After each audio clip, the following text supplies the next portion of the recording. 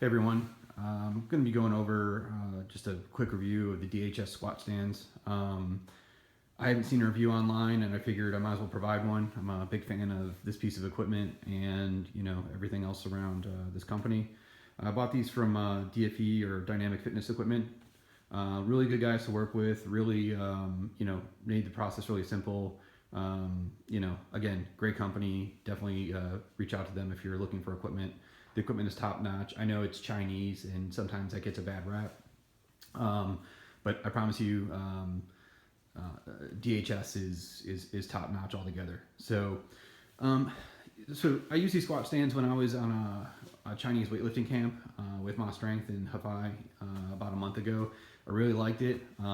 There's some advantages and disadvantages to using them, more so than over a traditional squat stand, but I like the experience of using them, so I thought I'd buy a set for the house.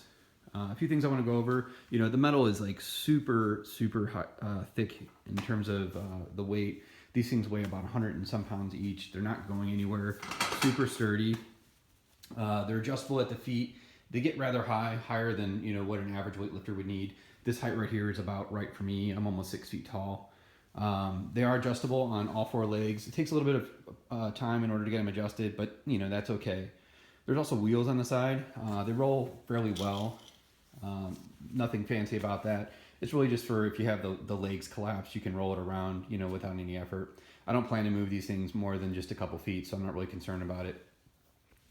In terms of the construction, it's got a solid wood top. I'm not sure what kind of wood it is. I'm sure it's some native Chinese wood.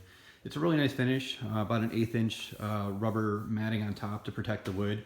I know the ZKC stands are bare wood, and that's okay too, but I definitely like the finish on these. I feel that like it's actually gonna probably last a bit longer, or at least have a better finish for a longer amount of time. The one disadvantage, or one thing I was concerned about was the material that they use on top, being that it's a rubber-like material. I was concerned that my plates would stick to it, but it is smooth enough where you can slide a plate onto the bar and it wouldn't cause an issue. A few other things, and I think a lot of people aren't even aware of this, that the vast majority of the Chinese stands actually are tapered. So if you look at the side, you can see a slight tapering where one side is thicker than the other. And the way the stand is set up now, this is actually the way that they should be set up on the platform.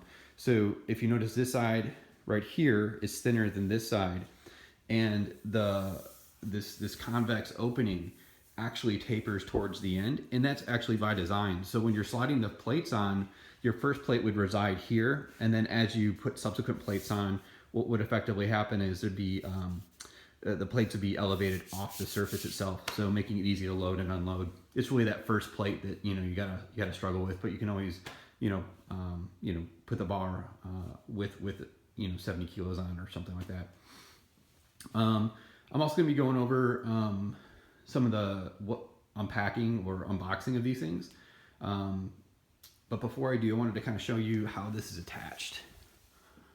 So the bottom here, it's a solid metal plate. It's not like a girdle design in any way. Basically, it's gravity somewhat holds this together, but there are some screws that anchor this.